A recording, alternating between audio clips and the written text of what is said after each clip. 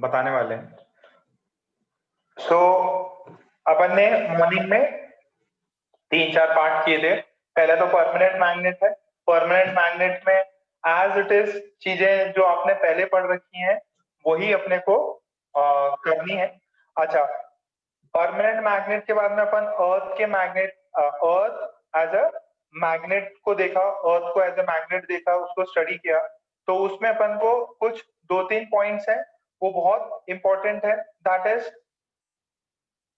ये इनके डेफिनेशंस जो है, कई बार तो डेफिनेशंस भी एक बार मेंस में पूछा है। उसमें पूछा है, एक बार पूछा, magnetic meridian is a point, a straight line, a plane. क्या है? Magnetic meridian is, magnetic meridian is क्या है? बोलो। टेक्स्ट करो। Magnetic meridian is a point, a line, a plane. तो जेई मेंस का सवाल, कई बार ऐसे चिट्ठी सवाल में पूछे जाते थे। ये डिप सर्कल करके है। ये डिप सर्कल आप अपने टेक्स्ट बुक में देख लो, बहुत बढ़िया सा डायग्राम है। कोई नहीं पूछता कैसे बनाना है कैसे नहीं, बस देख के खुश हो जाओ कि हाँ भाई बिट ये डिप सर्कल भी कुछ है। अच्छा, इसमें एक सवाल करो, जरा कर पाते क्या? एंगल ऑफ डिप बता दिया था मैंने। एंगल ऑफ डिप क्या होता है? देखो, ये एंगल ऑफ डिप होता है जो हॉरिजॉन्टल नेट मैग्नेटिक फील्ड से बनाता है। ये एंगल ऑफ डिक्लिनेशन होता है एमएम और जीएम के बीच में। ये डिप होता है। एक एपरेंट एंगल ऑफ डिप होता है जो कि जीएम से अपन निकालते हैं, वो टेन होता है, tan theta dash is tan theta by cos, cos phi इनके बीच का एंगल है। तो आपसे एक सिंपल सा सवाल दिया गया है कि दी horizontal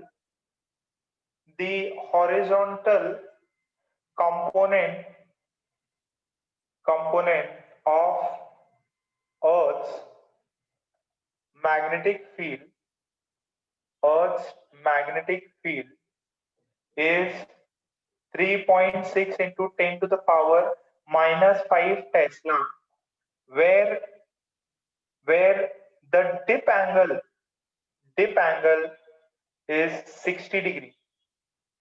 Find the B net of Earth at this point. इस पॉइंट पे बी नेट बताइए, सॉल्व करो। बी नेट बताइए इस पॉइंट पे।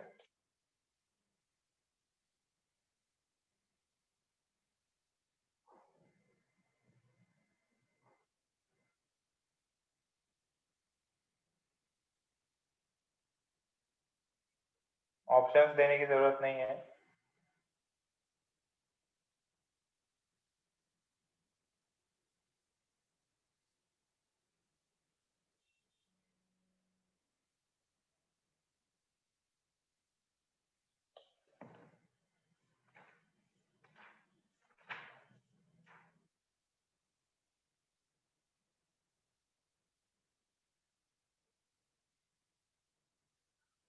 अरे हॉरिजॉन्टल कंपोनेंट है, एंगल दिया हुआ है, तुरंत बताओ। टाइम लगना ही नहीं चाहिए इसके लिए, तो टाइम लगा रहे हो तो बहुत बड़ी बड़ी दिक्कत हो रही है। B H is equals to B cos theta. Theta की वैल्यू पता है, हाफ। बी की वैल्यू 2 टाइम्स आ जाएगी, बी की 7.2 into 10 to the power -5। कितनों को चमका? ये चीज चमक गई क्या? ठीक है, अरे हाँ ना बोल दो, आखिरी lecture.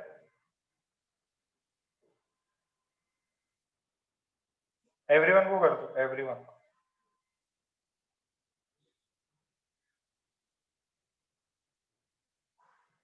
Very good, somewhere, Govind, okay. तो इसके आपको क्वेश्चंस पूरे देखने हैं ना। उसके अंदर एक मैंने रिलेशन बताया था, तो एक क्वेश्चन ऐसा भी है, इलस्ट्रेशन में दिया हुआ है, इलस्ट्रेशन देख सकते हो। बोल रहा है ठीक है, the plane makes an angle of this much. अब क्या बोले इसको, इज द नीडल, ठीक है यार, प्रॉब्लम्स आप कर सकते हो, ठीक है। इसके और प्रॉब्लम्स भी हैं जिसके अंदर डिप एपरेंट एपरेंट जो डिप है उसके बारे में इन्होंने पूछा है। तो देखिए जरा, if apparent dip, if apparent dip, if apparent dip is equals to let's say this value is tan inverse 2 by root 3 and angle of angle of declination is 60 degree, is 60 degree, find the angle of actual angle, ठीक है, actual angle of, पुराना formula देखो आ जाएगा।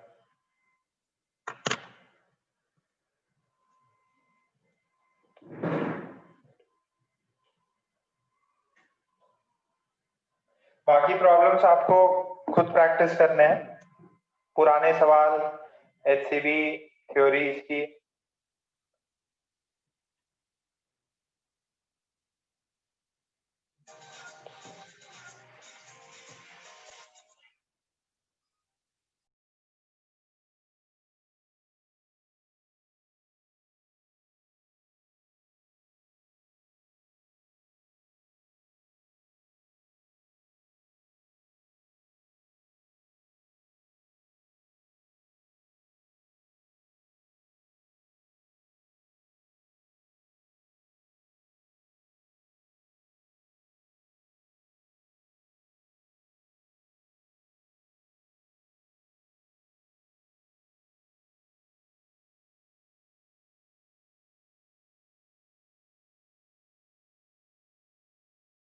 ठीक है, आ गया, very good, 30 degree है,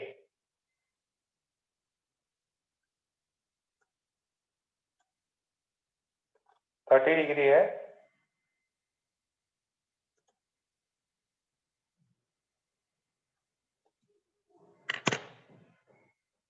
शाबाश, अगर आ गया तो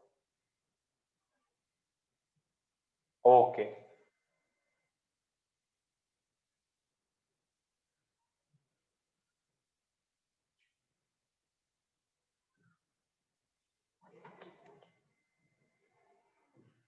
जस्ट अ सेकेंड, ना नई हेडिंग डाल लो, नई हेडिंग डालो,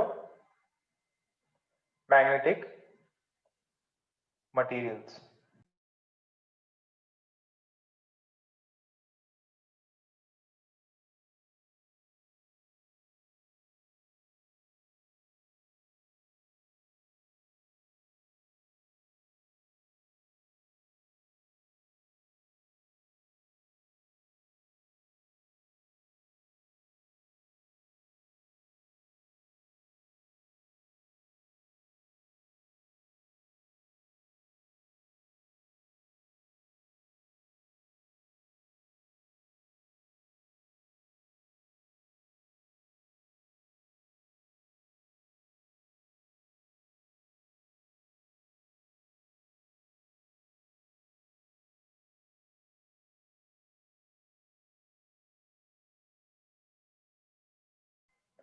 ठीक है, 30 आ गया क्या सभी को? ओके, नई हेडिंग डाली ली।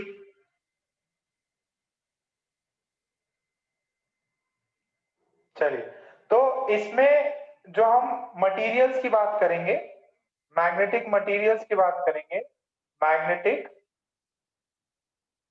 मटेरियल्स जो होते हैं उनको अपन डिस्कस करेंगे। तीन है अपने पास में,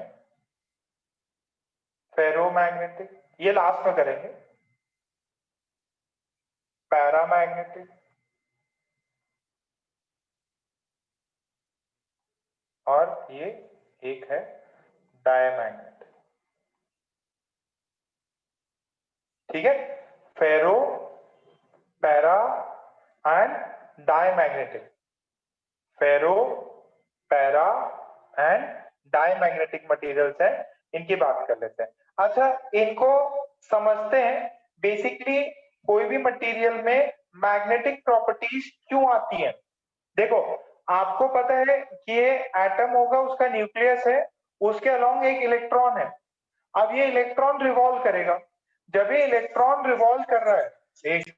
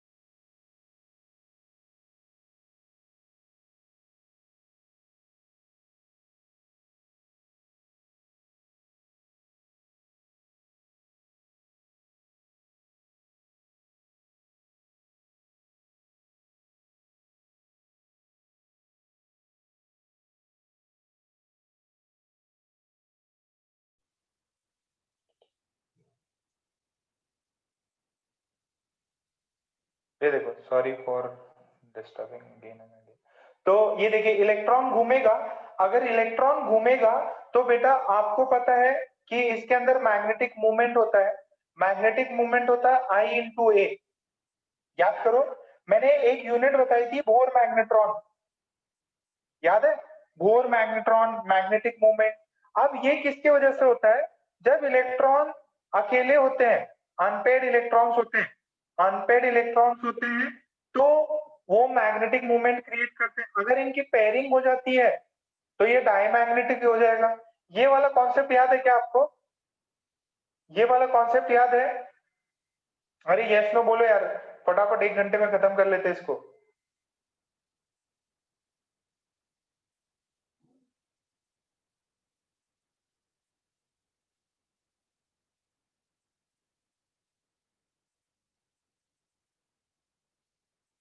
ओके, तो इन्होंने क्या किया, मटेरियल्स को ऐसे शो किया है कि देखिए, इन्होंने वेक्टर से शो किया है।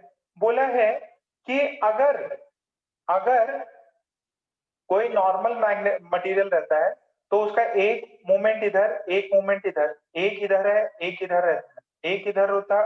रैंडम अगर मैं बात करूं, अगर मैं रैंडम की बात करूं कि अगर मेरे पास में बहुत सारे, एक रैंडम मैंने काइंड ऑफ लिया है इसको, तो उसमें ये बोलता है कि जितने मैग्नेटिक मूवमेंट रहते हैं वो सारे एक दूसरे को कैंसल आउट करते हैं। वो सारे मैग्नेटिक मूवमेंट्स, अगर कोई एक्सटर्नल फील्ड नहीं है तो इसका बीएम नेट जो होता है एक मटेरियल का 0 होता है। एक नॉर्मल मटेरियल की मैं बात कर रहा हूं, उसका ये 0 होता है अगर कोई भी एक्सटर्नल मैग्नेटिक फील्ड नहीं लगी हुई है। अगर कोई भी एक्सटर्नल मैग्नेटिक फील्ड नहीं लगी हुई है तो एम नेट 0 होता है। बट अगर मैं कोई बाहर से बी डाल दूं, अगर बाहर से एक्सटर्नल फील्ड लगा दूं तो इसका बी जो एम है, एम नेट, वो 0 नहीं होगा। क्यों? क्योंकि इनमें से इतने लोग हैं, इनमें से कोई ना कोई इस डायरेक्शन में अलाइन हो जाएंगे। यहाँ पे नेट मैग्नेटिक फील्ड अपने को मिलने वाला है। अपने को नेट मैग्नेटिक फील्ड मिलने वाला है। इस पॉइंट यहाँ पे लिख लीजिए, ये ड्रॉ कर लीजिए एक बार, ये ड्रॉ कर लीजिए।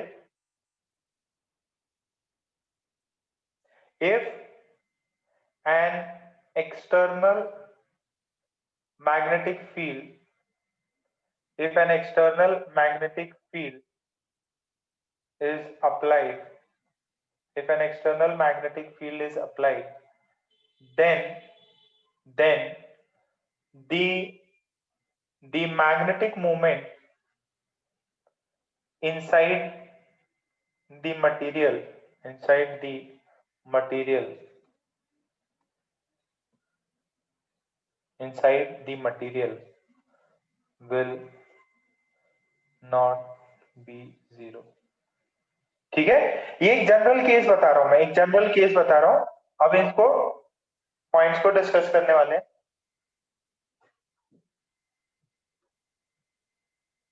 अगर ये अलाइनमेंट हो गया इनका, अगर अलाइनमेंट हो रहा है, अलाइनमेंट हो रहा है तो ये चीज होती है। अगर इनका अलाइनमेंट हो रहा है, अलाइनमेंट, अलाइनमेंट हो रहा है,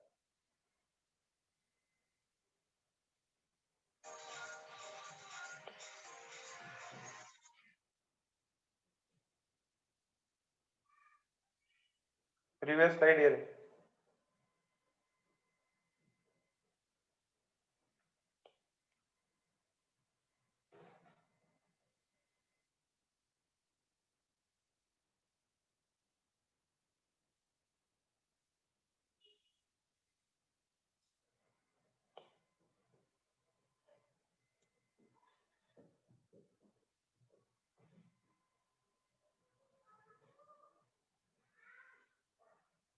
ओके, ठीक है, तो कुछ कंटेंट अपन डिस्कस करने वाले हैं, वो अपन देख लेते हैं।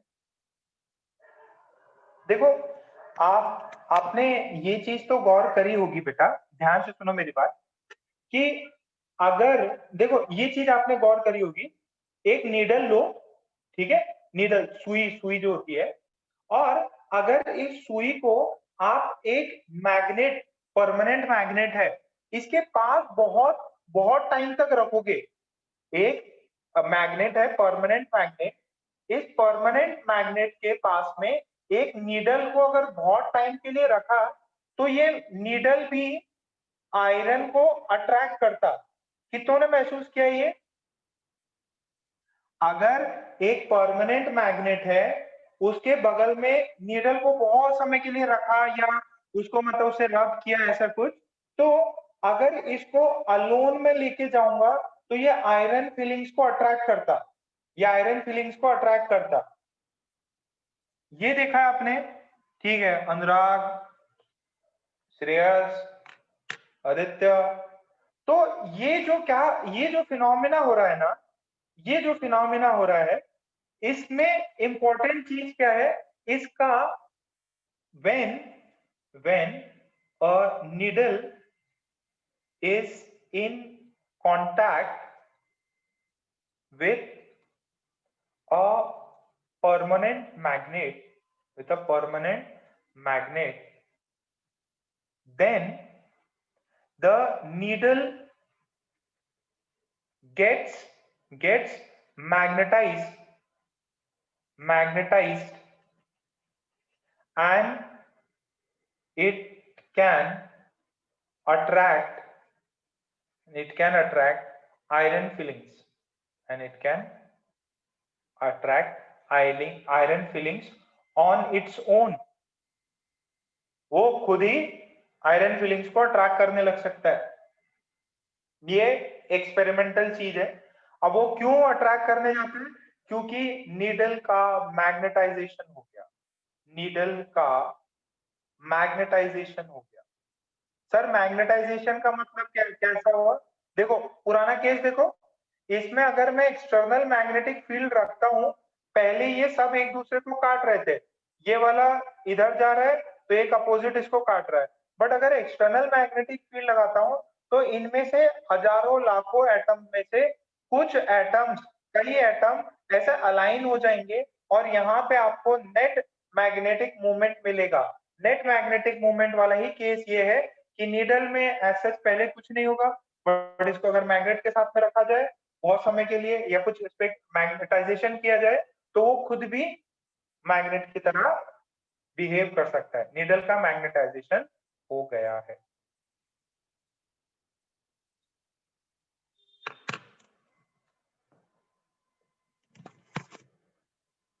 तो अपन कुछ टर्म्स डिफाइन करने वाले हैं।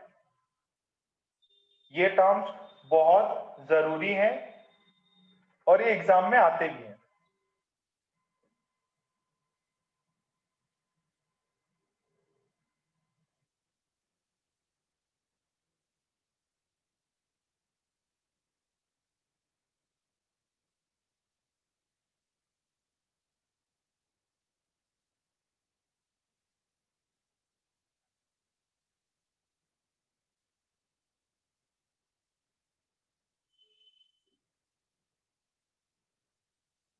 ठीक है, ओके डन बेटा, बस खत्म, छोटा सा ही पार्ट है, ज्यादा काम भी नहीं है इसमें, बाकी सब आपको रीड ही करना है बुक से।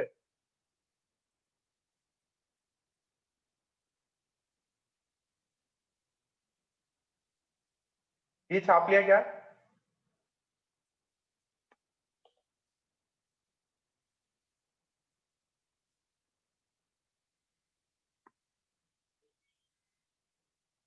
और छाप लिया तो मेरे को मैसेज करते रहो, एक बार कर दो डन का मैसेज।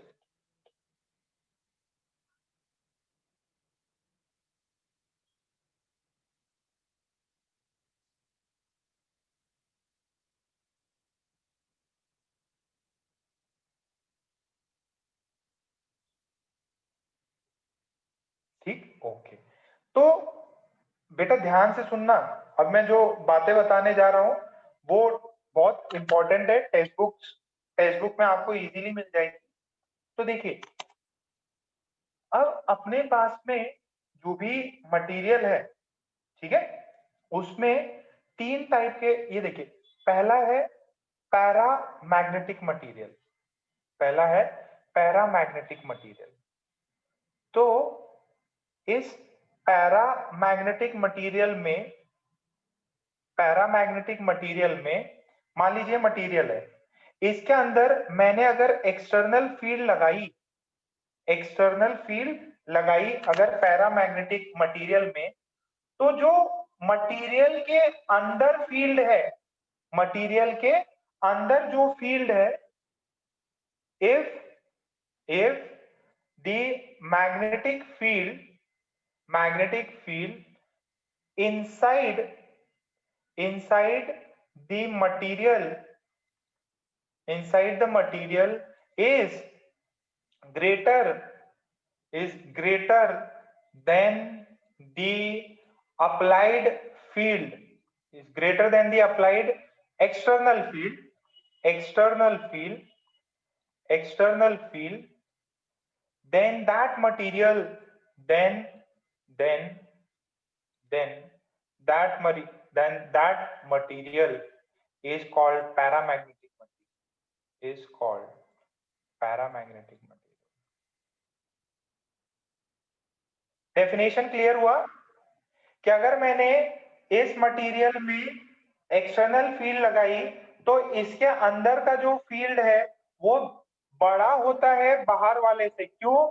क्योंकि इसके अंदर कुछ कुछ एटम्स के जो मूवमेंट्स है, मैग्नेटिक मूवमेंट्स है, वो अलाइन हो जाएंगे, और इनसाइड ज्यादा होता है, B inside is greater than B external. इस मटेरियल को बोलते हैं पैरामैग्नेटिक मटेरियल। कितनों को बात समझ में आई? एज इट इज डेफिनेशन है एचसीबी में, आप वहां से भी पढ़ के रीड करके समझ सकते हैं। दीज आर पैरामैग्नेटिक मटेरियल्स के एग्जांपल्स जैसे कौन होते हैं? एग्जांपल्स है पोटेशियम, मैग्नीशियम, ठीक है, प्लैटिनम, एल्यूमिनियम, ऐसे एग्जांपल्स होते हैं। छाप लो इसको।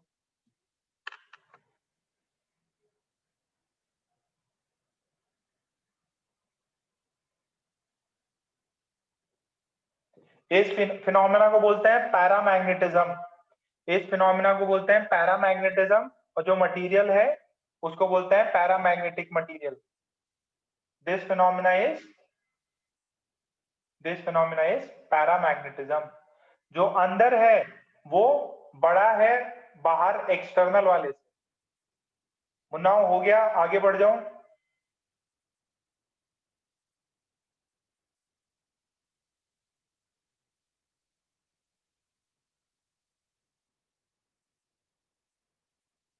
Next, diamagnetic material, second लिखें, डाई मैग्नेटिक मटेरियल। इसमें क्या होता है?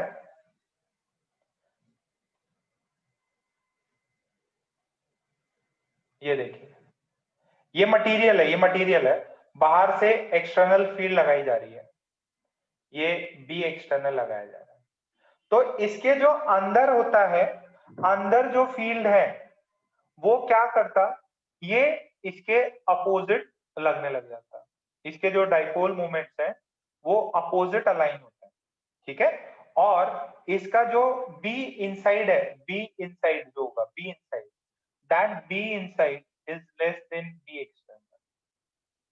इसका जो बी इनसाइड होगा वो लेस देन बी एक्सटर्नल होगा। ये मटेरियल जिसके अंदर अंदर बाहर से अगर कोई फील्ड लगाए तो अंदर बाहर से भी कम हो जाए, दिस इज कॉल्ड डायमैग्नेटिज्म। और ये जो मटेरियल्स होते हैं वो डायमैग्नेटिक मटेरियल्स होते हैं। क्या मेरा कॉन्सेप्ट क्लियर है ये? अच्छा, इसका मैं लॉजिक आपको समझाता हूँ, ध्यान से सुनो, ध्यान से सुनो, लॉजिक समझो। मान लीजिए एक रिंग है, एक रिंग है, इसमें करंट फ्लो कर रहा है, चलो करंट फ्लो ना भी कर रहा हो, लेट से करंट फ्लो नहीं कर रहा है इसमें, ठीक। और आपने क्या किया, इसमें अचानक ऐसे मैग्नेटिक फील्ड लेके आ गए आप अचानक ऐसे मैग्नेटिक फील्ड अंदर लेके आ गए। अगर मैग्नेटिक फील्ड अंदर आ रही है तो इसके अंदर आपको पता है फैराडेज लॉ के अकॉर्डिंग इसके अंदर करंट फ्लो करेगा, करंट ऐसे फ्लो करेगा, करंट ऐसे फ्लो करेगा ताकि जो कॉज है, जो कॉज है उसको कम करे। कितनों को ये लेंस लॉ याद है? लेंस लॉ, जिस चीज ने उसको पैदा किया है उसी को वो नष्ट करना चाहेगा। तो अगर ये एक्सटर्नल फील्ड आपने आपने क्रिएट किया अंदर की तरफ, तो सही सही कर रहा हूँ क्या? नहीं, करंट की डायरेक्शन अपोजिट है, सॉरी। अगर अंदर की तरफ एक्सटर्नल फील्ड्स डाली जाए, अंदर की तरफ एक्सटर्नल फील्ड डाली जाए तो उसको अपोज करते हुए करंट फ्लो करेगा, करंट फ्लो करेगा तो मैग्नेटिक फील्ड को रिड्यूस करने की ट्राई करेगा by flowing in this way. Same case यही होता है, यहाँ पे अगर एक्सटर्नल फील्ड यहाँ पे लगा तो अंदर का फील्ड उसको अपोज करता और B inside is less than B external. Same atoms पे अप्लाई करते हैं ये छोटे लेवल पे, तो इसमें लिख लीजिए the resultant field, the resultant field, the resultant field in such material, in such material is smaller than the applied value, than the applied field। इसको छाप लो, समझ में तो आ रहा है क्या? पैरा में अंदर एक्सटर्नल से बड़ी वैल्यू होती है, डायमैग्नेटिज्म में इनसाइड जो है वो छोटी वैल्यू होती है कंपेयर टू एक्सटर्नल।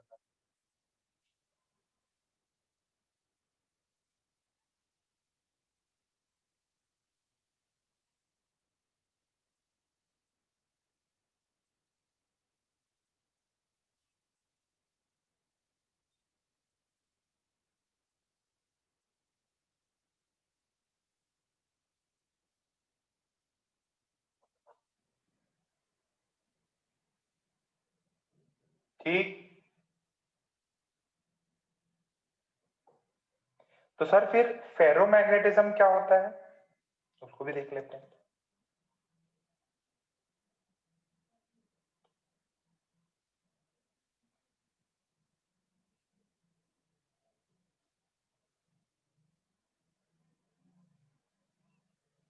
ठीक है, चलो अभी एक देखो, कंफ्यूजन क्रिएट नहीं करते ज्यादा, फेरोमैग्नेटिज्म देखते हैं।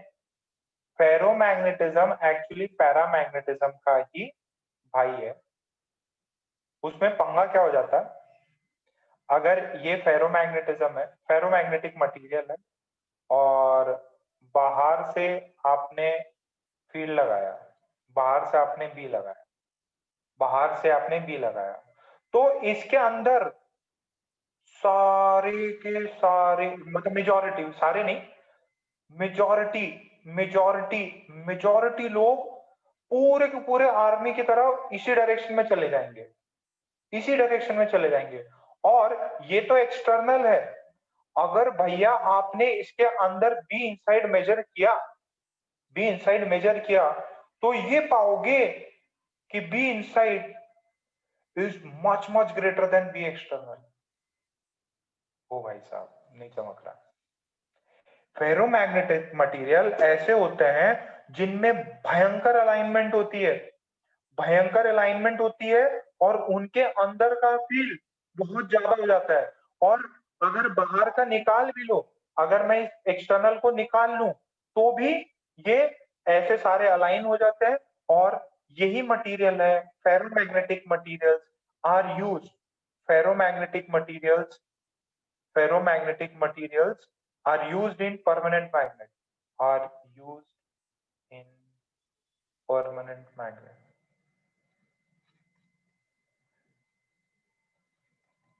कितनों को समझ में आ गया? तीनों तीनों कैटेगरियां समझ में आई?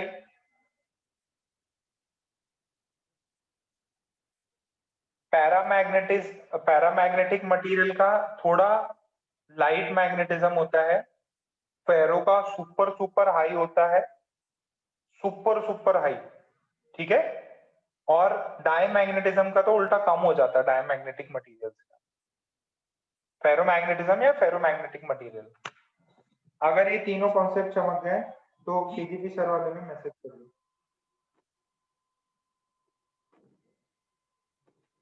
अरे केजीपी सर करके लिखा हो, उस पर मैसेज करो।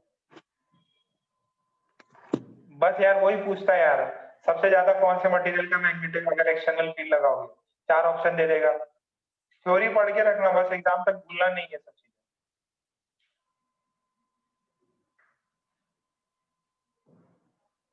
बस थ्योरी दी हुई है, पढ़ लो, उनके डायग्राम वाइग्राम दिए हैं वो देख लेना। अच्छा, अब मैं एक 2-3 क्वांटिटीज डिफाइन कर रहा हूं, वो देखो।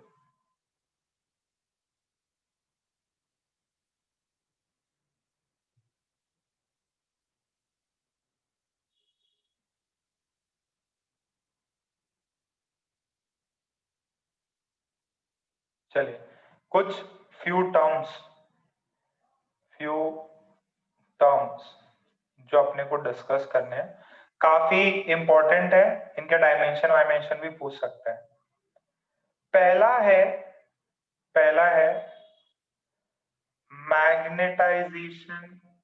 मैग्नेटाइजेशन वेक्टर, ठीक है। इसको ये भी बोलते हैं, मैग्नेटाइजेशन भी बोलते हैं, मैग्नेटाइजेशन भी बोलते हैं, या इंटेंसिटी ऑफ मैग्नेटाइजेशन भी बोलते हैं, इंटेंसिटी ऑफ मैग्नेटाइजेशन भी बोलते हैं। 3 नाम है, सिंबल है इसका आई, सिंबल है I. Magnetization vector, magnetization vector, intensity of magnetization बोलो, इंटेंसिटी ऑफ मैग्नेटाइजेशन बोलो, ठीक है। तो ये होता क्या है, अगर मैंने एक मटेरियल को एक्सटर्नल मैग्नेटिक फील्ड में रखा तो यहाँ पे मैग्नेटिक मूवमेंट्स रहते हैं। ये मैग्नेटिक मूवमेंट्स जो है, नेट मैग्नेटिक मूवमेंट्स एक छोटे से वॉल्यूम में, ये वॉल्यूम है, ठीक है, ये वॉल्यूम है। तो इसमें डिफाइंड है, I is defined as magnetic movement, ये M magnetic movement by V is defined as magnetic movement by V.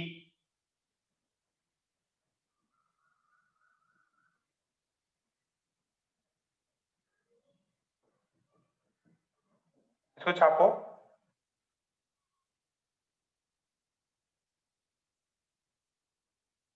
इसको छापो और लिख लो, when a magnetic material, when a magnetic material is placed in magnetic field, is placed in, ये बाहर से B external लगा है, is placed in magnetic field, then induced dipole moment, induced dipole moment per unit volume, per unit volume of that material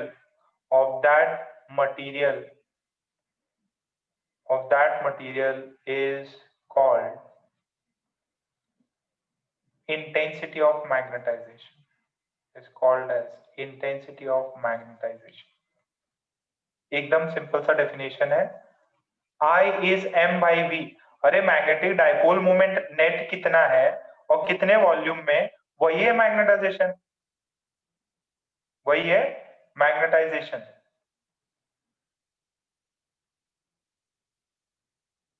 ला ला ला ला ला ला ला ला ला, हमको समझ में नहीं आता आता।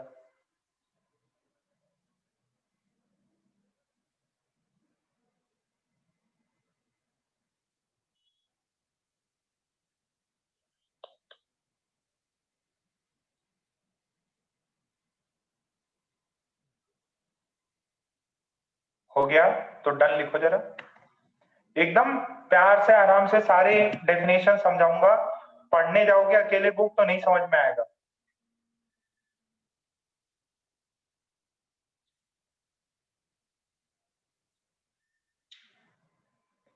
जब मैंने कोई एक्सटर्नल मैग्नेटिक फील्ड लगाई, जब मैंने एक्सटर्नल मैग्नेटिक फील्ड लगाई तो अंदर डाइपोल्स के अलाइनमेंट हुए, और जो डाइपोल मोमेंट्स का अलाइनमेंट है उसको वॉल्यूम से डिवाइड कर दूंगा तो मुझे intensity of magnetization of that material आ जाएगी।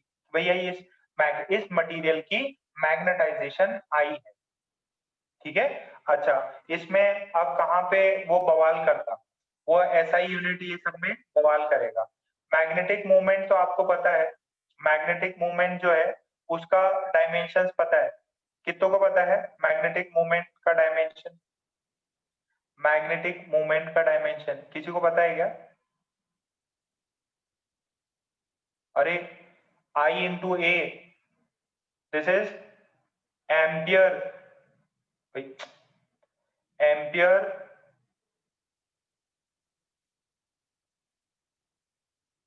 ये था ना, I into A current loop में magnetic movement I into A याद है, तो this is ampere into metre square, ठीक है। वैसे ही आई जो है वो क्या हो जाएगा, वो एम्पियर बाय मीटर हो जाएगा। अरे वॉल्यूम से डिवाइड किया ना, तो वॉल्यूम का एम्पियर मीटर आ जाएगा, ampere metre inverse, ampere metre inverse. तो मैग्नेटाइजेशन की वैल्यू आई वेक्टर है, ये वेक्टर ही है, ठीक है। डायरेक्शन इसकी मैग्नेटिक वेक्टर के अलोंग ही है।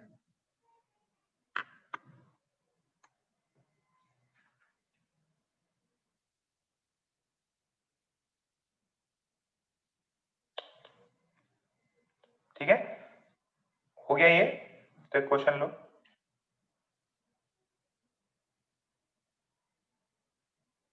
क्वेश्चन लो, क्या क्वेश्चन है जरा देखो। क्वेश्चन है कि एक बार मैग्नेट है, bar magnet has magnetic moment of 2.5 ampere metre square, ठीक है, 2.5 ampere metre square, and if the volume of the bar magnet अगर बार मैग्नेट का वॉल्यूम जो है वो है 8.83 into 10 to the power -7 metre cube, find intensity of magnetisation, निकालो जरा।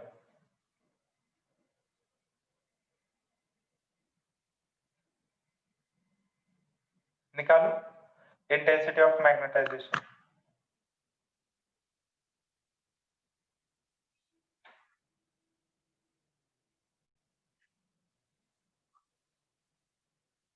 अरे ऐसा कुछ मैग्नेट होगा, bar magnet, north south. Intensity निकालो, फॉर्मूला फटाफट डालो।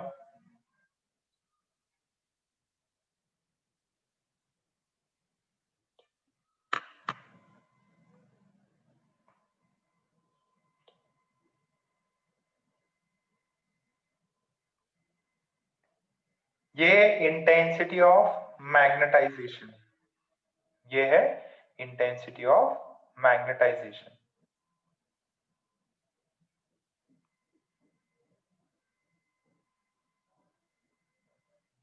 आया क्या आंसर? फटाफट निकालो यार। I is M by we. अच्छा, बुक में क्या है, वॉल्यूम निकालने के लिए मास और डेंसिटी दे रखी थी, आपको वॉल्यूम निकालना था। वॉल्यूम आपको पता है density is mass by volume, तो आपको अगर डेंसिटी और मास दे दे तो भी आप वॉल्यूम निकाल सकते हो। थोड़ा घुमा फिरा के आंसर पूछ सकता है। तो ये एचसीवी में है, एचसीवी में आंसर आता है इसका 3 एम्पियर मीटर इनवर्स। कितनों का मैच किया? ये एचसीवी का है भाई, आंसर जो है एचसीवी का है। इसके अराउंड आ रहा है क्या?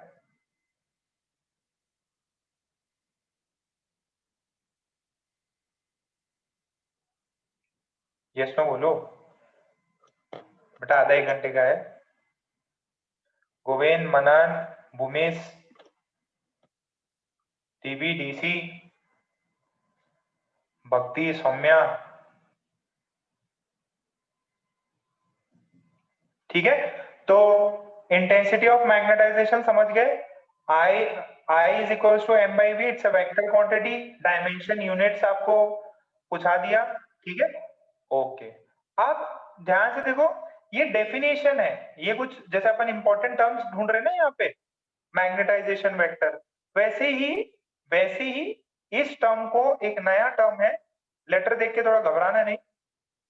दिस इज मैग्नेटाइजिंग फील्ड और magnetizing magnetic intensity. Magnetizing field या magnetizing, sorry, magnetic intensity. Magnetizing field बोलो या मैग्नेटिक इंटेंसिटी। मैग्नेटाइजिंग फील्ड बोलो, इसको रिप्रेजेंट करते हैं एच से। ये सर क्या है? अरे कुछ नहीं है, बेवकूफ बना के बहुत, क्या बोले मतलब, जूते से मारना चाहिए बुक वालों को भी। ये देखो, ये मैंने बी एक्सटर्नल लगाई थी, बोलो, ये तो मैग्नेटिक फील्ड है ना, फील्ड। तो इन्होंने मैग्नेटाइजिंग फील्ड को क्या बोला, एच वेक्टर है। एच वेक्टर को डिफाइन किया इन्होंने B external by mu naught. बस, गधापंथी और कुछ भी नहीं है। ये मैंने एक्सटर्नल फील्ड लगाई, इसको मटेरियल को मैग्नेटिज्म क्रिएट करने के लिए, तो ये जो एक्सटर्नल फील्ड है उसको म्यू नॉट से डिवाइड कर दोगे तो आपको वो मैग्नेटिक इंटेंसिटी जो एक्सटर्नल ने दी है वो पता चल जाएगी। क्या उसने दी कितनी है, समझ में आ रहा है? The field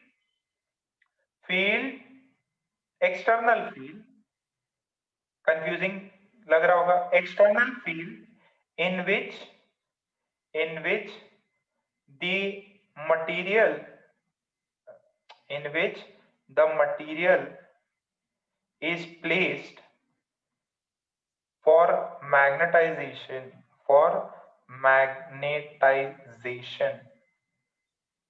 is called magnetizing field, ठीक। H वेक्टर इज एक्सटर्नल और म्यू नॉट। अच्छा, ये what is this? This is magnetic field upon permeability of free space। भाई साहब इतना सब छाप लो बस। H नया वेक्टर H, फ्री स्पेस है, ये स्पेस की जगह देखो क्या हो गया, इसका यूनिट है एम्पियर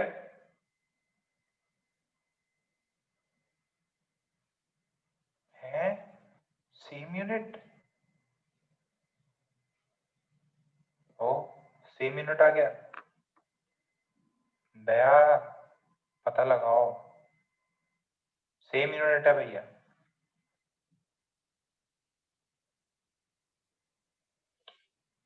सेम यूनिट है। एक्सटर्नल मैग्नेटिक फील्ड को डिवाइड कर दो म्यू नॉट से, आपको मैग्नेटिक फील्ड, मैग्नेटाइजिंग फील्ड या मैग्नेटिक इंटेंसिटी मिल जाएगा। पहला जो था वो था इंटेंसिटी ऑफ मैग्नेटाइजेशन।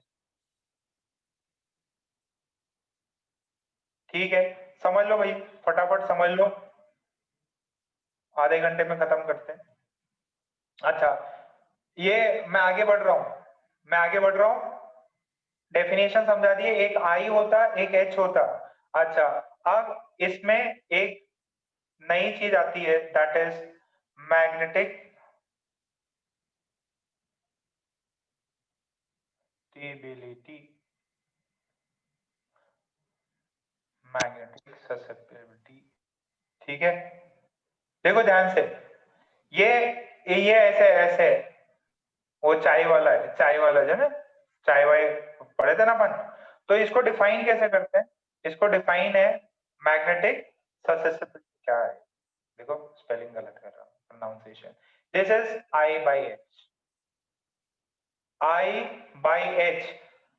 देखो आई क्या है, आई जो थी ये थी इंटेंसिटी ऑफ मैग्नेटाइजेशन, आपने किसी मैग्नेट में करवाया, मैग्नेटाइजेशन कराया, तो आपने मैग्नेटाइजेशन कराया और आपने कितनी फील्ड लगाई, उनका रेशियो ही मैग्नेटिक ससेप्टिबिलिटी है। Magnetic susceptibility, it's a scalar, it is a scalar, it represents it represents it represents the ease with which with which a material can be magnetized। ये जो ratio है ये आपको देता है कि यार आपने कितना इजीली मैग्नेटाइज कर दिया। देखिए, आपने एच फील्ड लगाई, आई मैग्नेटाइजेशन हुआ, ये इंटेंसिटी ऑफ फील्ड है, ये जो है मटेरियल में कितना हुआ, ये मटेरियल में इनसाइड में मैग्नेटाइजेशन हुआ, ये एक्सटर्नली आपने लगाया, तो ये रेशियो है बेसिकली। ठीक है, तो आपने लगाया 2, मिला 10, तो एक्सएम 5 हो जाएगा। तो अगर एक्सएम मोर है, अगर एक्सएम इज मोर, इसका मतलब कम इलेक्ट्रिक फील्ड लगाने पे, कम मैग्नेटिक फील्ड लगाने पे अंदर जो है मटेरियल के बहुत ज्यादा मैग्नेटाइजेशन प्रोड्यूस होता है।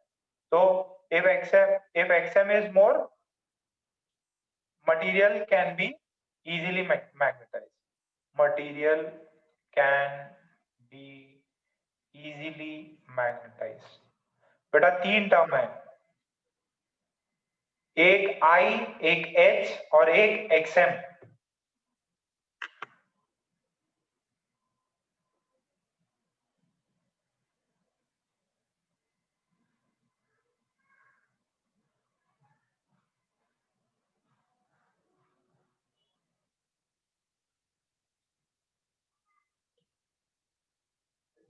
मैग्नेटिक ससेप्टिबिलिटी, या मैं सिंपली बोलूं, I is equals to XM। अरे ये देखो, ये देखो, ये यहां से पता चलेगा, और सुनो, और सुनो, ये देखो, मैंने H लगाया, H एक्सटर्नल लगाया, मिला कितना I, तो जितना XM किसी मटेरियल का ज्यादा होगा उतना ही उसका मैग्नेटाइजेशन होगा। जितना H, ये H क्या है, ये एक्सटर्नल, मैंने एक्सटर्नल 5 लगाया और ये XM 20 है, तो मेरे को जो अंदर मैग्नेट के अंदर जो मैग्नेटिक फील्ड मिलेगा वो 100 मिल जाएगा। कितना वो समझ में आ रहा है?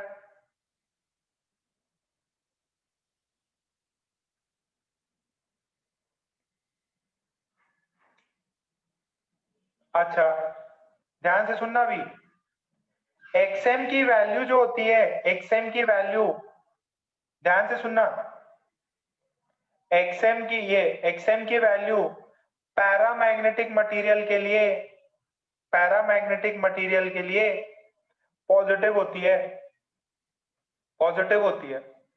और एक्सएम जो है फेरोमैग्नेटिक के लिए, फेरोमैग्नेटिक के लिए, फेरोमैग्नेटिक के लिए positive and high value, high value होती है। एक्सएम जो है डायमैग्नेटिक के लिए, डायमैग्नेटिक के लिए क्या होती है, नेगेटिव होती है। अरे बात समझो, आपने लगाया, आपने फील्ड लगाई, आपने डायमैग्नेटिक मटेरियल में फील्ड लगाई, बट उसमें होता क्या है, अंदर तो और कम हो जाता है, मतलब आपके मैग्नेटाइजेशन का रिवर्स इंपैक्ट पड़ा, आपकी शक्तियों का दुरुपयोग हो गया, किसमें, डायमैग्नेटिज्म। ये नेगेटिव, ये दोनों पॉजिटिव। देखो जितना एक्सटर्नल लगाओगे, यहाँ पे ये चीज है, ठीक है, उसमें मैग्नेटाइजेशन कितना हो रहा है, उसमें तो रिवर्स में मैग्नेटाइजेशन हो रहा है ना। अगर डायमैग्नेटिक मटेरियल में, डायमैग्नेटिक मटेरियल में अगर रिवर्स में मैग्नेटाइजेशन हो रहा है तो ये वैल्यू नेगेटिव होना चाहिए। इसको छापो,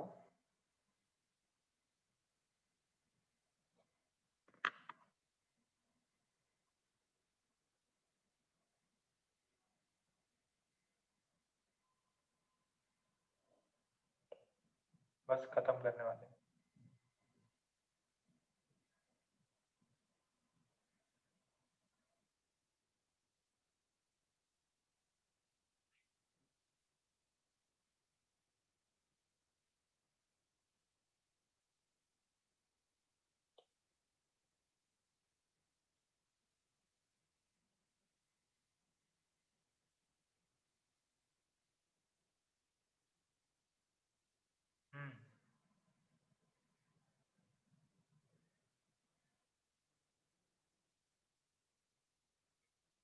देखिए अब एक छोटा सा चीज और करेंगे, सारे जो भी इक्वेशंस अपने इस लेवल पे थी सारी इक्वेशन हो जाएंगी। देखो जरा, देखिए फोर्थ, देखिए net magnetic fields, net magnetic fields कितनी है वो देखते हैं।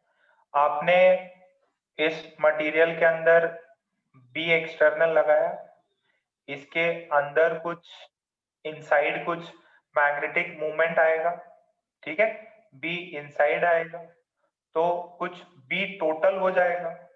तो बी टोटल क्या होता है, टोटल जो होता है दैट इज, ठीक है, टोटल मैग्नेटिक फील्ड वो होता है अंदर मैग्नेटाइजेशन की वजह से कितना हुआ प्लस एक्सटर्नल आपने कितना जोड़ा। ये बात तो सबको समझ में आ गई। जब मैंने बाहर मैग्नेटिक फील्ड लगाई तो अंदर ही ये वाली क्या है, ये दिस इज इनसाइड बोलो, ये इसको इंड्यूस बोल दो। मटेरियल के अंदर अलाइनमेंट होने की वजह से ये इंड्यूस हो गया, ये इंड्यूस हो गया, ये इंड्यूस हो गया। तो ये इंड्यूस प्लस एक्सटर्नल, ये उस रीजन में टोटल फील्ड होना चाहिए। This is the total magnetic field in the region, total magnetic field in the region. बाहर वाला प्लस इसके अंदर कितना हुआ, कितनों को ये इक्वेशन समझ में आ रही,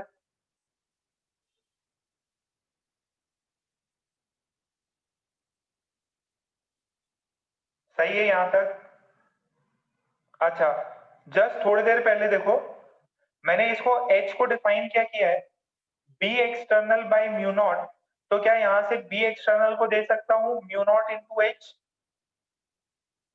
जस्ट थोड़ी देर पहले मैंने बी एक्सटर्नल को बोला है, बी एक्सटर्नल को बोला है, देखिए क्या जस्ट थोड़ी देर पहले अपन ने लिखा है B external, B external by mu naught is H, तो बी एक्सटर्नल को मैं लिख सकता हूं mu naught into H, this is mu naught into H. ये बात यहां तक क्लियर है? ठीक, ओके। ये एक्सटर्नल वाला हो गया, ये एक्सटर्नल वाला हो गया। नेक्स्ट देखिए, नेक्स्ट मैंने ये जो है ये उसके अंदर इंड्यूस हुआ, बी एक्सटर्नल की जगह एच म्यू नॉट एच लिखूंगा, ये उसके अंदर इंड्यूस हुआ है। अब ये इंड्यूस वाले को मुझे कुछ अलग टर्म में लेके आना है। वो अलग टर्म क्या है? जस्ट देखो क्या क्या है वो अलग टर्म, देखिए जरा। दिस इज आई, एक लिया था मैंने, देखो आई को m बाई वी लिखा था, आई को क्या लिखा था मैंने? m by V. तो अब इसको मैं क्या करूंगा देखिएगा जरा, इसको इंड्यूस वाले को लिखा मैंने म्यू नॉट इंटू आई, इसको लिखा मैंने म्यू नॉट इंटू एच। ठीक है, तो जो बी टोटल है that is mu not I plus H. ठीक है, और मुझे आई और एच में भी रिलेशन पता है, मुझे आई और एच में भी रिलेशन पता है। क्या रिलेशन पता है? I is XM into H, I is equals to XM into H, ये भी मेरे को पता है। ठीक है, तो यहां से मैं ये चीज को कॉपी डाउन कर सकता हूं, this is mu naught XM H plus H. ठीक है, this is mu naught XM plus 1 into H, this is B. इसको छाप लें, इसको छाप ले। बी इंड्यूस को मैंने म्यू नॉट इंटू आई कर दिया, ये magnetic intensity into mu naught. ये इक्वेशन बहुत जरूरी है, ये इक्वेशन एज इट इज एक बार एग्जाम में पूछी गई है। This equation has been asked कि भाई इनमें से कौन सा सही रिलेशन है, mu naught XM plus 1 to H, ये पूछा गया है, ये पूछा गया है एज इट इज। इसको छाप लो, ये इक्वेशन को रट लेना है आपको। एक बार एग्जाम में पूछा है कि which is the correct relation, तो एक्सटर्नल या टोटल जो मैग्नेटिक फील्ड होता है किसी भी मटेरियल के अंदर, वो होता है mu naught XM plus 1 into H. XM की वैल्यू पता ही है आपको, मैग्नेटिक ससेसिबिलिटी, वो है एक्सएम। म्यू नॉट आपको पता है, म्यू नॉट आपको पता है, ओके। यहां तक छाप लिया, तो जस्ट आगे बढ़ते हैं। थोड़े से टाइम के लिए आपको थोड़ी सी डिफिकल्टी रहेगी, बट बस खत्म हो गया है। This is mu naught 1 plus XM H. ठीक है, अच्छा इसको क्या बोलते हैं, इसको ऐसे भी लिखते हैं, total is equals to mu R H, ऐसे भी लिख देते हैं। तो यहाँ म्यू आर की वैल्यू है म्यू नॉट 1 प्लस, एक्चुअली ऐसे भी होता है, देखिए जरा, देखिए B total inside any material, inside any material, inside any material, the total magnetic field is relative permeability into the external magnetic field intensity। B total किसी भी मटेरियल के अंदर होता है relative permeability into the external magnetic field या magnetic intensity। बस ये है, ये इस चीज पे आपको सवाल पूछे जाते हैं कि भैया किसकी वैक्यूम, अच्छा वैक्यूम की वैल्यू जो होती है, वैक्यूम का एक्सएम जो है दैट इज 0। तो वैक्यूम में एक्सएम 0 है तो म्यू आर की वैल्यू म्यू नॉट हो जाती है। तो अगर किसी ने एक्सटर्नल फील्ड लगाई है एच, तो वैक्यूम में उसका बी कितना होगा, म्यू नॉट इंटू एच। अगर वैक्यूम है, वैक्यूम में इन वैक्यूम बी जो है that is mu naught into H. In vacuum B जो है म्यू नॉट इंटू H होता है। बस यही इक्वेशन सारी खत्म हो गई, इक्वेशन सारी खत्म हो गई। वैक्यूम में B is mu naught into H, in vacuum B is mu naught into H, H is magnetizing intensity, B is the magnetic field। Magnetising field जो है या मैग्नेटाइजिंग इंटेंसिटी H होता, ये B मैग्नेटिक फील्ड है उस point पे। बस भैया, हो खतरनाक, इतने सारे फॉर्मूले।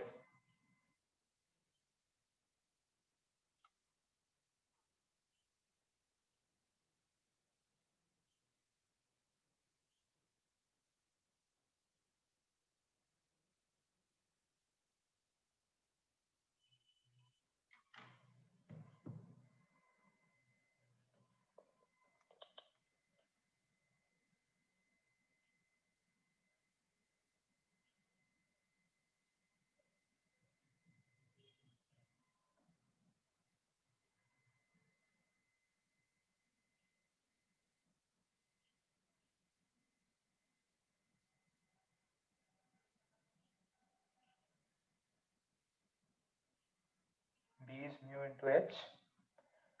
बेटा घबराओ नहीं, पूरा मौका मिलेगा, समझ में आएगा। ओके, तो जल्दी खत्म भी हो गया। इस वीडियो को चाहो तो एक बार वापस देख लेना, नोट्स पढ़ते पढ़ते बाद में वापस और देख लेना, मैं अपलोड कर दूंगा। है यार,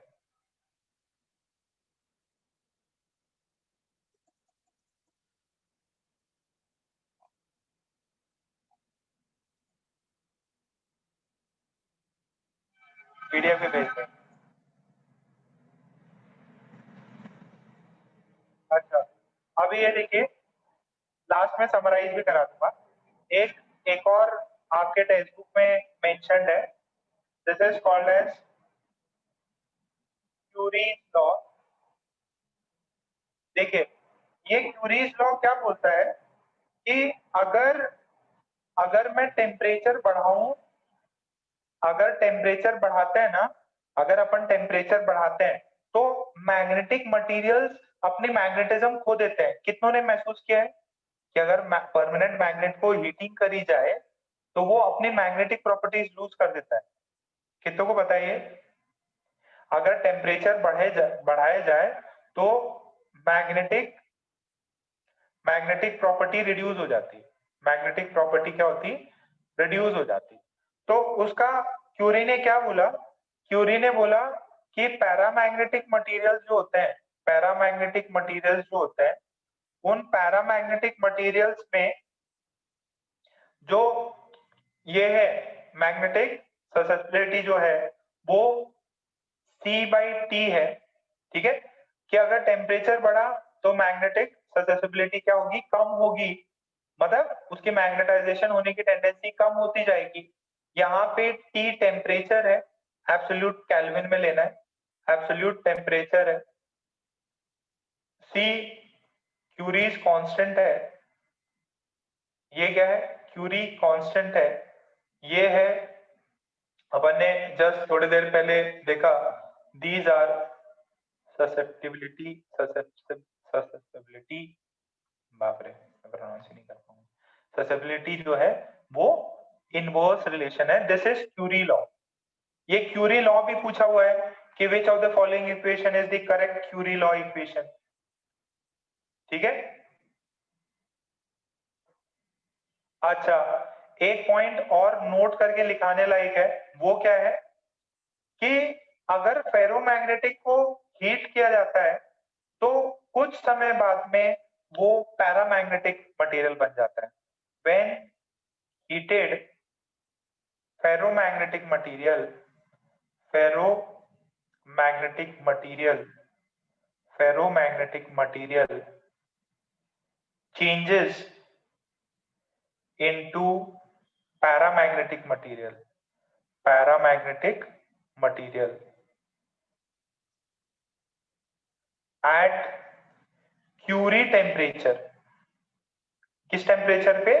क्यूरी टेम्परेचर पे। एक टेम्परेचर की वैल्यू है, ठीक है, उस क्यूरी टेम्परेचर के ऊपर, ठीक है, ये क्यूरी टेम्परेचर पे वो फेरोमैग्नेटिक मटेरियल पैरामैग्नेटिक मटेरियल बन जाता है। क्या नाम है इसका? क्यूरी टेम्परेचर, टीसी से रिप्रेजेंट करते हैं।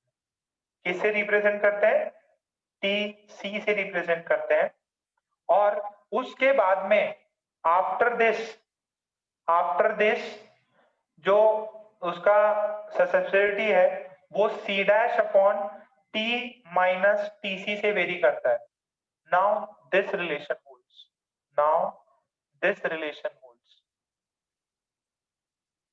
ठीक है, अभी ये रिलेशन होल्ड करेगा। और आयरन के लिए जो है क्यूरी टेम्परेचर जो है दैट इज 143 केल्विन। कितना है? 1043 केल्विन। कितना? 1043 केल्विन है। अब 2-3 और टर्म्स है वो मैं डिस्कस करा देता हूँ, पीडीएफ सेंड कर दूंगा। ध्यान से सुनो, एक मस्त एक्सपेरिमेंट है, ये आपको इंपॉर्टेंट है, ये पूछ सकता है ओरल क्वेश्चन में। बोले कि यार यहाँ पे नॉर्थ पोल है, यहाँ पे साउथ पोल है, और आपके पास में ऐसे एक मैग्नेट है, और ये मैग्नेट मटेरियल है डायमैग्नेट। अगर डायमैग्नेट होता है ना, डायमैग्नेटिक मटेरियल होता है, तो ये डायमैग्नेटिक मटेरियल ऐसे ऐसे हो जाता है। क्या होता है? ये परपेंडिकुलर हो जाता है। ये एज इट इज ओरल सवाल पूछा है उन्होंने कि अगर मेरे पास में पैरामैग्नेटिक मटेरियल है और बाहर नॉर्थ और साउथ लगे हुए हैं, तो ये वाला तो क्या है इसमें, ध्यान से सुनो, ये पैरामैग्नेटिक एंड फेरोमैग्नेटिक में, पैरामैग्नेटिक और फेरोमैग्नेटिक में अगर नॉर्थ और साउथ ऐसे लगे हुए हैं, ठीक है, तो ये वाला तो चेंज हो जाता है और ये वाला ऐसे अलाइन हो जाएगा, ये वाला ऐसे अलाइन हो जाएगा। मतलब जो भी है ये डायरेक्शन में मतलब अलाइन कर लेता, मैग्नेट तो नहीं है, बट ये कैसा होता है, ये नॉर्थ और साउथ पोल के अलोंग अलाइन होता है। डायमैग्नेटिक मटेरियल उसके परपेंडिकुलर अलाइन होता है। ये बहुत बार छोटे मोटे एग्जाम में पूछा गया है कि अगर डायमैग्नेटिक रॉड को, एक डायमैग्नेटिक मटेरियल के रॉड को अगर मैंने फ्रीली सस्पेंड किया और नॉर्थ और साउथ पोल लगाए तो इसका पोजीशन कैसा होगा? इसका पोजीशन जो है, इसका पोजीशन इससे परपेंडिकुलर हो जाएगा और इसका पोजीशन अलोंग दी पोल्स हो जाएगा, along the north and south pole हो जाएगा। इसको यहाँ पे एक बार इसको छाप लो, ये लिख लो भाई, इसका स्क्रीनशॉट ले लो।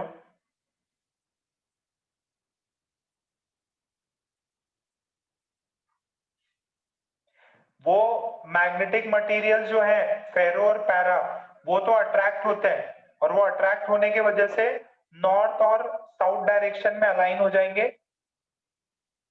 ये नॉर्थ और साउथ डायरेक्शन में अलाइन होंगे, अलाइंस अलोंग द पोल। ये क्या है? बिकम्स परपेंडिकुलर टू द पोल। इसको छाप लें। एक लास्ट कॉन्सेप्ट और है,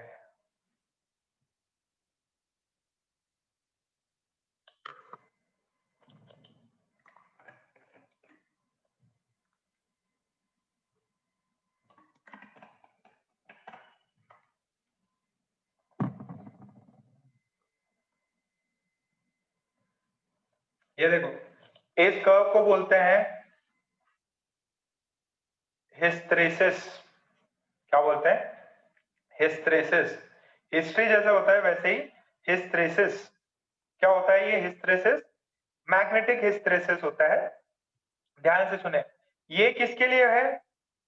ओनली फेरो मैग्नेटिक मटीरियल्स के लिए, ओनली फेरो मैग्नेटिक मटीरियल्स के लिए हिस्टेरेसिस शो होता है। मैं लॉजिक समझाता हूं, सुनो सुनो, ध्यान से सुनो। अगर एक फेरोमैग्नेटिक मटेरियल है और मैंने बाहर से एक्सटर्नल मैग्नेटिक फील्ड लगाया, तो क्या होगा बेटा? इसके सारे के सारे अलाइन कर जाएंगे। अच्छा, मैंने अगर इस एक्सटर्नल कुछ टाइम बाद में मैंने अगर इस एक्सटर्नल फील्ड को जीरो कर दिया तो क्या अंदर जीरो होगा क्या? नहीं, अंदर जीरो नहीं होगा। There will be a permanent alignment, there will be a permanent alignment along this material. तो ये क्या बोलता है, ये क्या बोलता है कि अगर मैंने external field that is H से रिप्रेजेंट करते हैं अपन, जो एच होता है ना, एच एक्सटर्नल एच होता है। अगर मैं अंदर की मैग्नेटाइजेशन की बात करूं कि यार अगर मैंने एच जो है बाहर का एक्सटर्नल फील्ड है उसको जीरो किया तो भी अंदर कुछ ना कुछ एक्सटर्नल फील्ड रहेगा, और अगर मुझे इसको डीमैग्नेटाइज करना है तो मुझे अपोजिट डायरेक्शन में फील्ड लगानी पड़ेगी, उसकी रीडिंग करनी पड़ेगी। तो एक सिंपल सा कर्व आता है, एक सिंपल सा कर्व। अभी मैंने थोड़ी देर पहले आपको आई और एच में रिलेशंस तो दिखाए थे। तो ये कर्व है basically H external magnetising field, और ये है इंटरनल मैग्नेटाइजेशन आई, जो उसका खुद का मैग्नेटाइजेशन है वो है। मान लीजिए इनिशियली वो जो फेरोमैग्नेट है उसका कुछ भी मैग्नेटिक प्रॉपर्टी नहीं है। आपने क्या किया, आपने क्या किया, आपने एक्सटर्नल फील्ड लगाया। आपने क्या किया, एक्सटर्नल फील्ड लगाया आपने। एक सेकेंड,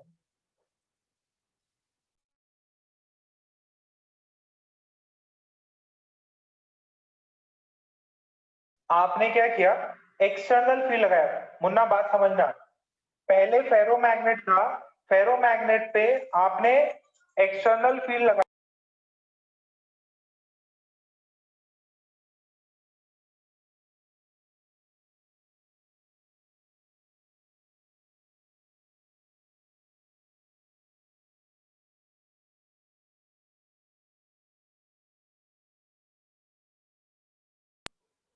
ये देखो बेटा, मैंने एक्सटर्नल मैग्नेटिक फील्ड लगाया।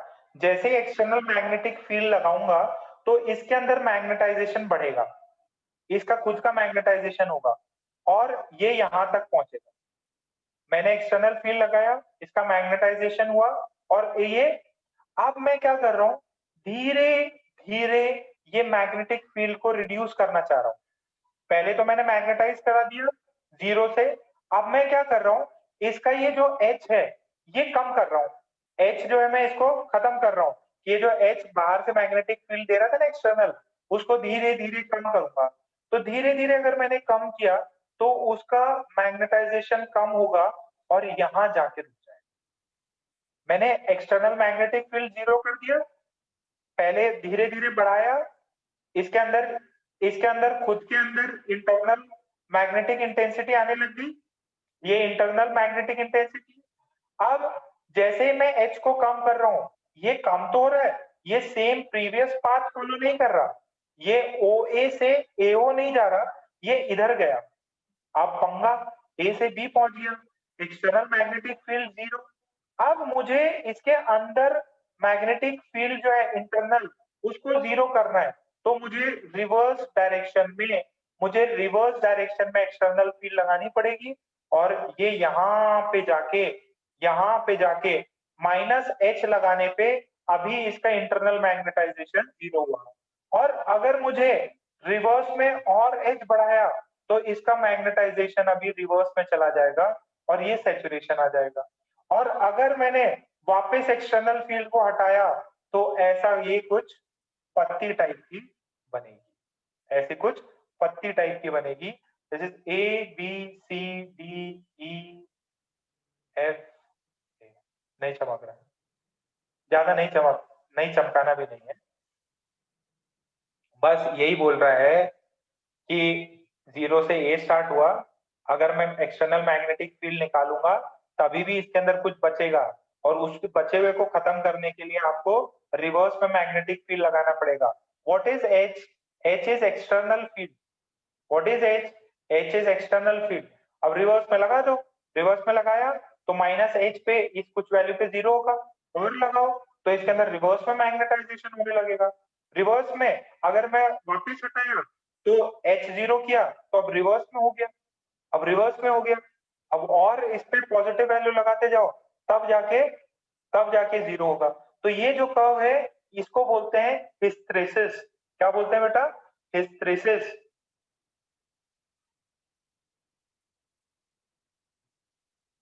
ये नॉन लीनियर है सारे के सारे। इसमें लिख लीजिए लैगिंग ऑफ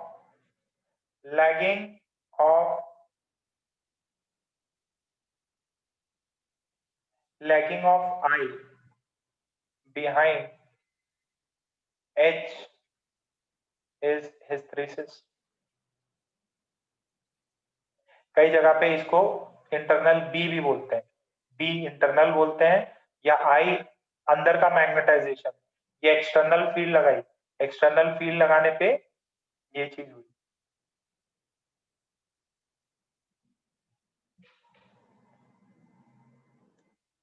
ये हिस्टेरेसिस लॉस भी होता है ये।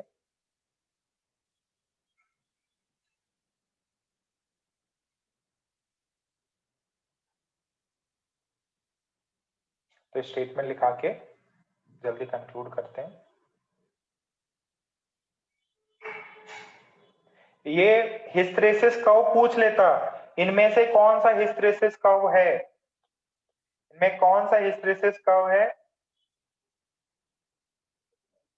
ये पूछ लेता।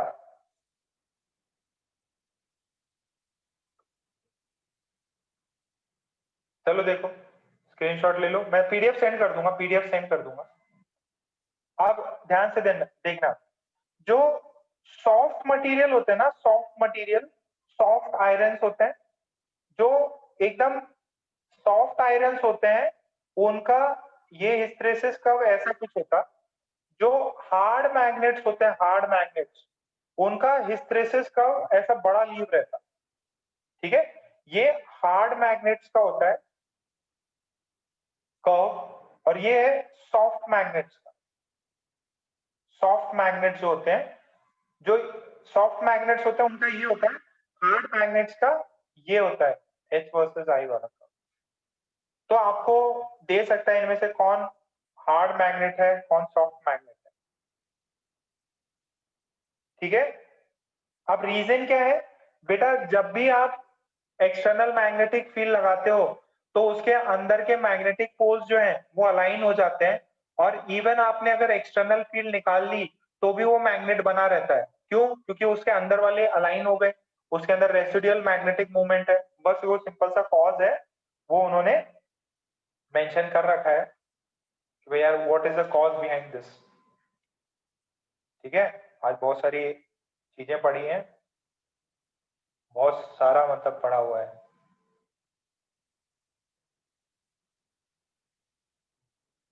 इन पे सिंपल सिंपल चीजें हैं, वो अपन एक आखिरी डेफिनेशन है वो और लिख लेते हैं।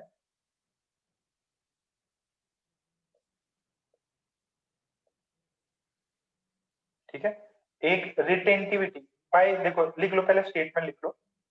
Bye removing external magnetic field, external magnetic external magnetizing field, that is H is equals to 0, the magnetic moment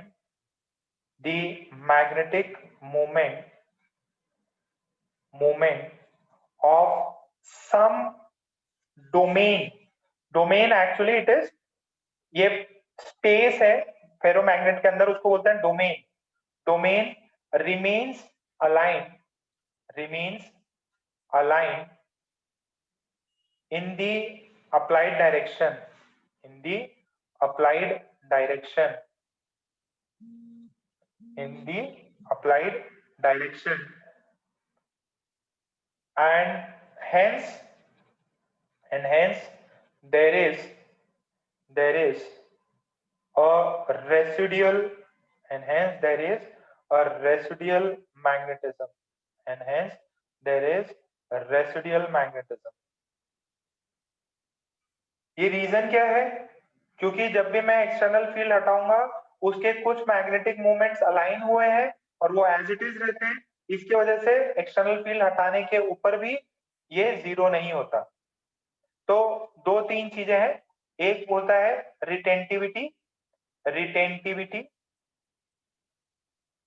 ठीक है। रिटेंटिविटी क्या होता है? measure of magnetic field remaining in ferromagnet. What is retentivity? It is measure of magnetic field, फटाफट खत्म करते हैं, magnetic field remaining inside ferromagnet, when external field is removed.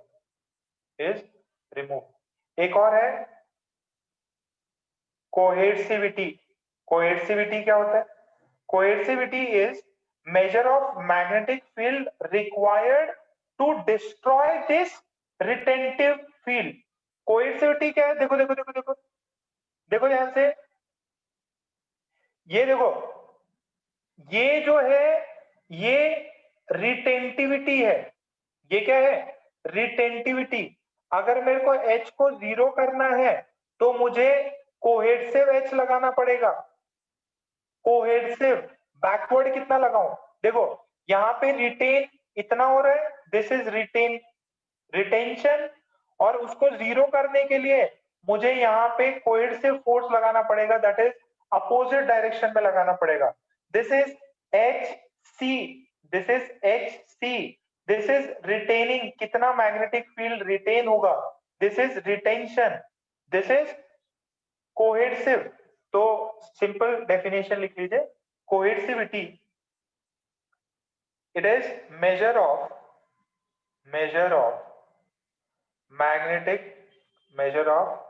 magnetizing field, required to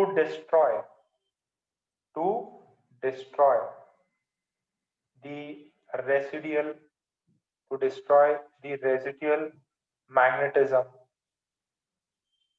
of the ferromagnet, of the ferromagnetic material. Okay, तो जो soft होते हैं, जो soft iron होते हैं, ये देखो, ये जो सॉफ्ट मैग्नेट्स होते हैं, सॉफ्ट मैग्नेट्स होते हैं ना, सॉफ्ट मैग्नेट्स, उनका क्या होता है? उनको लो रिटेंटिविटी होती है, बहुत कम रिटेन कर पाते हैं, और अगर लो रिटेंटिविटी हुई तो उनका कोहेसिविटी भी लो रहता। ये ऑब्जेक्टिव का सवाल था, इस बार आया था कि सॉफ्ट आयरन में लो रिटेंटिविटी थी, लो कोहेसिविटी होती है। हार्ड मैग्नेट्स जो होते हैं, हार्ड मैग्नेट्स, उनमें क्या होता है? उनमें high retentivity and high coercivity, high retentivity and high coercivity, high coercivity. ओ भाई साहब, खत्म। सॉफ्ट आयरन से अपन इलेक्ट्रोमैग्नेट्स बनाते हैं। जो इलेक्ट्रोमैग्नेट्स होते हैं ना, वो सॉफ्ट आयरन कोर होते हैं, उनको फटाफट मैग्नेट बनाओ, फटाफट डीमैग्नेटाइज करो। जो परमानेंट मैग्नेट्स होते हैं, वो परमानेंट मैग्नेट्स बहुत खतरनाक मैग्नेट्स होते हैं, तो उनका रिटेंटिविटी बहुत ज्यादा होता है। परमानेंट मैग्नेट्स का रिटेंटिविटी बहुत ज्यादा होता है, ठीक है। सॉफ्ट आयरन सॉफ्ट मैग्नेट से बनते हैं, सॉफ्ट आयरन सॉफ्ट मैग्नेट से बनते हैं।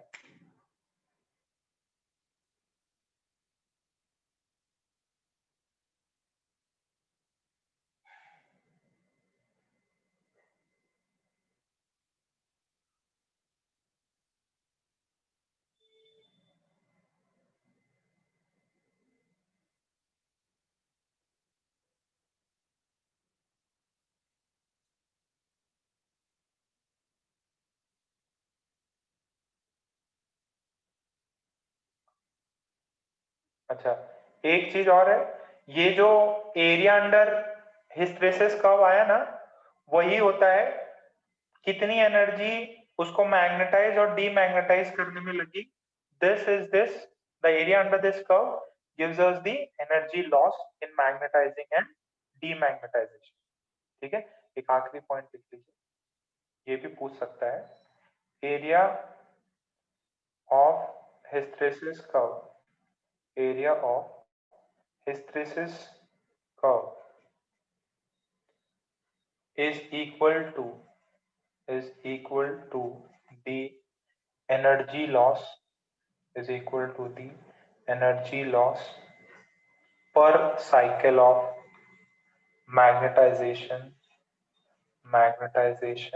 and demagnetization।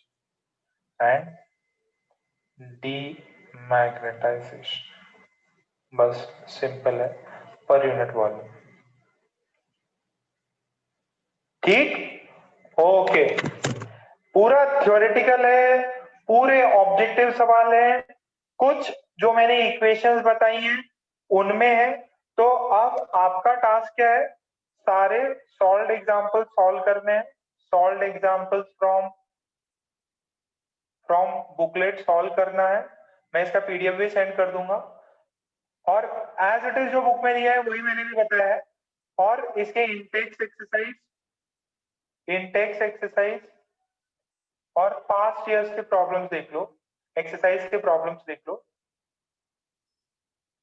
बेटा देखो, आप क्या है ना, पहले तो क्वेश्चंस इतने नहीं आते थे, बट अब पंगा क्या हो गया है, आप लोग 4 बार एग्जाम दोगे और टोटल एग्जाम भी बहुत मल्टीपल टाइम्स हुए हैं।